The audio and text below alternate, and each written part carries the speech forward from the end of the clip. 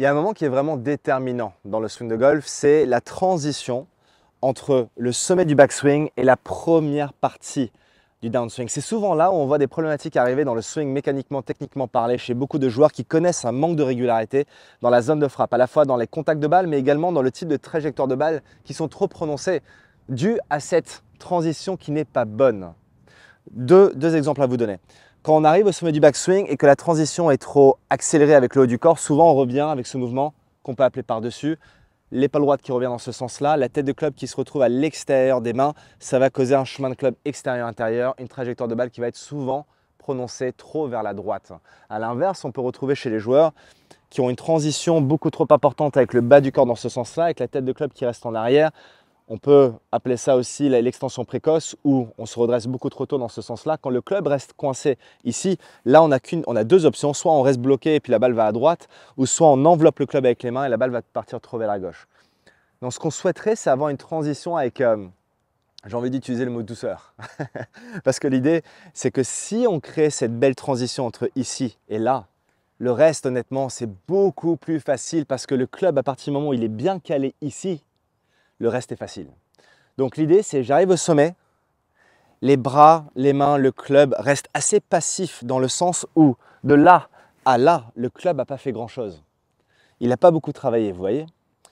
Et donc, il y a une idée en fait qui est souvent évoquée pour améliorer la transition entre le sommet du backswing et le downswing, c'est de créer ou de visualiser un arrêt sur image, comme si on marquait cette position au sommet du backswing. Je vais vous donner mon exercice dans quelques instants. L'exercice du feu rouge, feu vert. Et vous allez voir que ça peut vraiment vous aider à améliorer justement cette transition. Mais pour en revenir en fait sur cet arrêt sur image, il y a des joueurs peut-être que vous avez déjà vu par le passé gagner le Masters comme Matsuyama, le joueur asiatique, qui bon lui évidemment il va dans un sens très extrême, mais qui arrive au sommet de son backswing, il s'arrête et ensuite il repart. Et on l'a vu gagner le Masters comme ça et tout le monde était dingue. Il dit mais t'as vu ça, c'est incroyable. Enfin il s'arrête littéralement au sommet de son backswing, on a l'impression qu'il s'arrête pendant une seconde. Et il y a d'autres joueurs, par exemple comme Tiger Woods, qui avaient des problématiques techniques que d'ailleurs j'ai évoquées il y a quelques instants. Tiger en fait avait cette problématique d'avoir le club qui était beaucoup trop derrière lui dans le downswing. Il restait coincé et il enveloppait le club trop rapidement avec les mains. Et son coach, Butch Harmon, lui a donné cette discipline à l'entraînement de s'entraîner pendant des centaines d'heures à s'arrêter en haut du backswing pour améliorer cette transition entre le sommet et le downswing. Donc est-ce que cela peut vous aider? Oui, à partir du moment où vous arrivez à dans cette position-là et que par exemple vous revenez par-dessus ou que vous revenez trop par en dessous. Ce qu'on voudrait en fait, pour vous donner une idée du plan de swing, c'est que si je me mets comme ça, si j'arrive dans un plan de swing au backswing ici où le club se repose, on va dire aux alentours de 45 degrés avec un pitch wedge en fer neuf, 45 degrés par rapport au sol. Quand je mets l'arrêt sur image au sommet ici et que je transitionne entre le sommet et le downswing, ce qu'on souhaiterait, c'est d'avoir une position similaire du club dans le downswing, plus ou moins 5 degrés, mais pas plus. Donc si vous montez à 45 degrés ici, on souhaiterait dans le downswing avoir le club qui redescend soit à 45 ou soit aux alentours de 45. Donc 40 jusqu'à 45, c'est acceptable. Et un peu au-delà de 45, ça peut être acceptable aussi. Mais quand cette transition n'est pas bonne, on arrive au sommet ici, et puis là, souvent, ça va donner un club qui va travailler de façon trop verticale parce qu'il y a ce moment par-dessus. Donc là, vous voyez que le club est maintenant à 90 degrés. Je sais que ça peut paraître extrême, mais je l'ai vu plus d'une fois, beaucoup de fois d'ailleurs, ou à sens inverse, on a le club qui se couche trop derrière. Et là, vous voyez que le club, du coup, pareil, n'est pas respecté par rapport à l'angle qu'on a créé dans le backswing.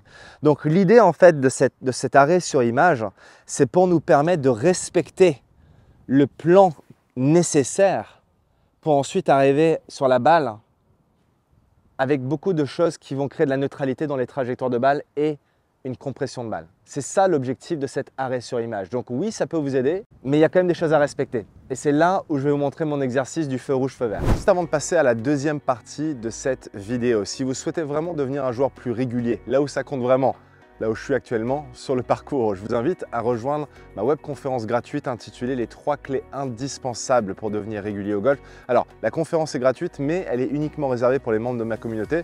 Tout ce que vous avez besoin de faire pour y accéder, c'est de cliquer sur le lien qui se trouve juste en dessous de cette vidéo.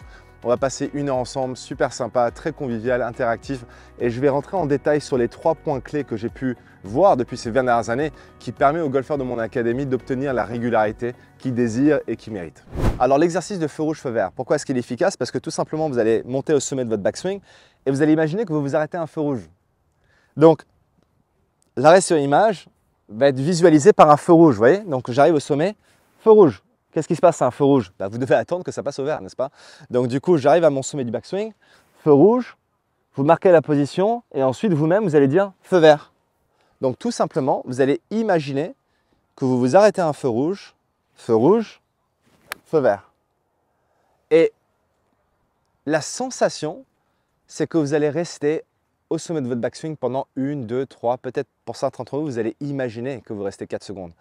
Mais la réalité, laissez-moi vous dire que ça sera moins d'une seconde.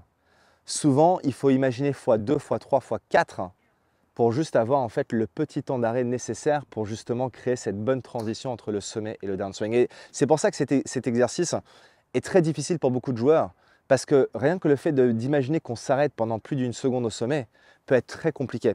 Et ce qu'il faut en fait, c'est vraiment quand vous le faites, commencez avec un pitching wedge 9, pas plus qu'un fer 8, balle sur tee si vous le souhaitez, si ça facilite les choses. Le but de l'objectif de l'exercice, c'est pas forcément de taper tout de suite des bonnes balles. C'est juste qu'on ait conscience que si on s'arrête et ensuite qu'on redémarre, que cela va améliorer cette transition entre le sommet du backswing et le downswing ici. Donc cette fois-ci, je vais carrément m'arrêter en haut du backswing et je vais demander à mon ami Martin qui est à la caméra de me donner le go départ pour revenir sur le feu vert. Donc feu rouge, feu vert. Et ça, c'est quelque chose, vous voyez, vous pouvez vous amuser avec vos amis, au practice, avec votre femme, votre mari, et vous dites, voilà, je vais aller à mon sommet du backswing et c'est toi qui vas me donner le feu vert. Et à partir de ce moment-là, vous savez que si vous tapez des bonnes balles, comme je viens de faire là, eh bien, votre transition entre le sommet du backswing et le downswing sera vraiment, vraiment meilleure.